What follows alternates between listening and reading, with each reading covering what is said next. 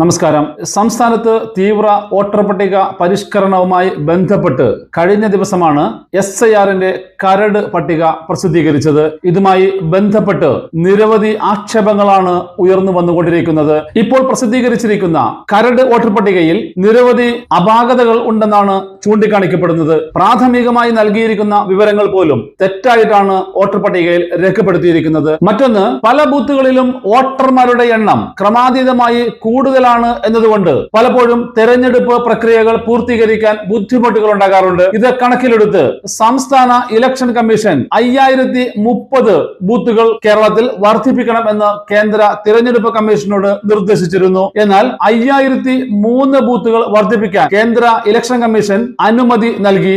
ഇതിന്റെ അടിസ്ഥാനത്തിൽ 5003 ബൂത്തുകൾ വർദ്ധിപ്പിച്ചുകൊണ്ടാണ് കരട് പട്ടിക പ്രസിദ്ധീകരിച്ചത്. ഇത് അമ്പേ തകരാറിലായിരിക്കുന്നു എന്നാണ് എല്ലാ രാഷ്ട്രീയ പാർട്ടികളും തിരഞ്ഞെടുപ്പ് കമ്മീഷനോട് പരാതിപ്പെട്ടിരിക്കുന്നത്. എങ്ങനെയാണ് ഈ ബൂത്തുകൾ പുനഃക്രമീകരിച്ചിരിക്കുന്നത് എന്ന് BLOമാർ ഉൾപ്പെടെ ആർക്കും വ്യക്തതയില്ല. കാരണം നിരവധി അപാകതകളാണ് ഇതുമായി ബന്ധപ്പെട്ട് കടന്നുകൂടിയിരിക്കുന്നത്.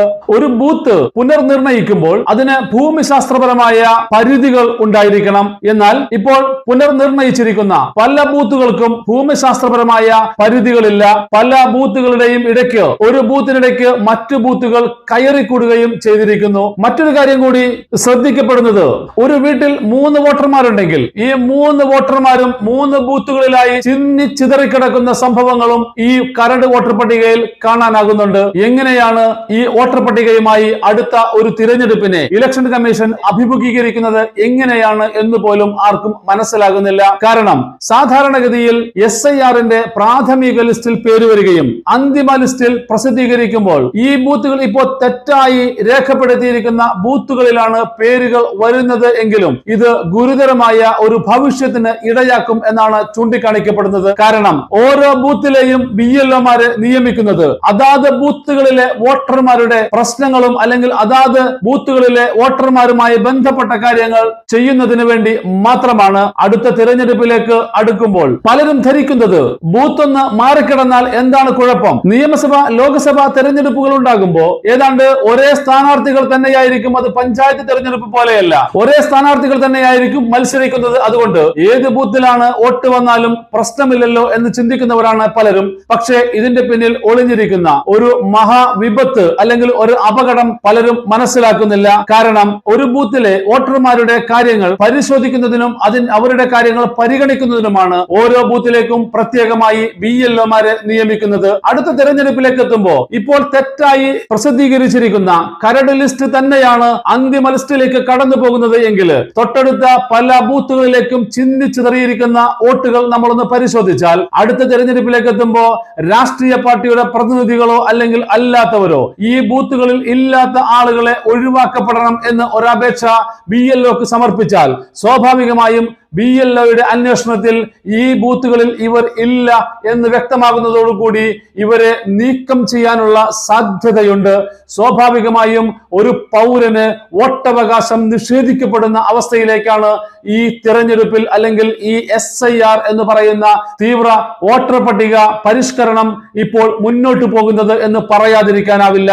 കാരണം നിരവധി പേർക്ക്, പൗരന്മാർക്ക് അവരുടെ പൗരാവകാശം രേഖപ്പെടുത്താനുള്ള അവകാശമാണ് നിഷേധിക്കപ്പെടുന്നത്.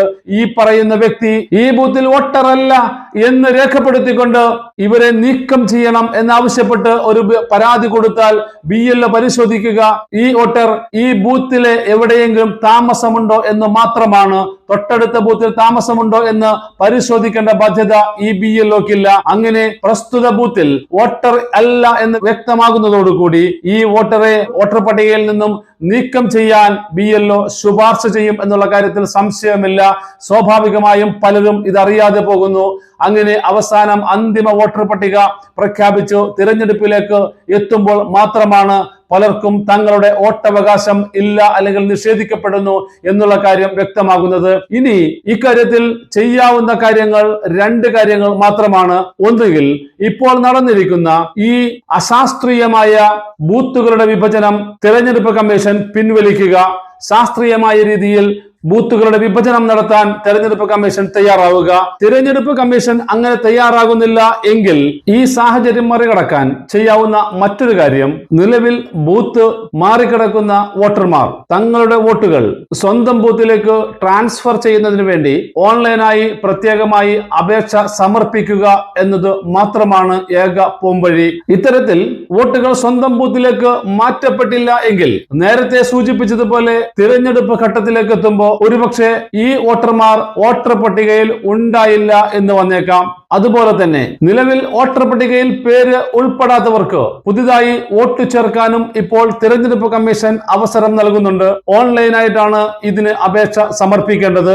അത്തരം ആളുകൾക്ക് ഈ അവസരം വിനിയോഗിക്കാവുന്നതാണ്.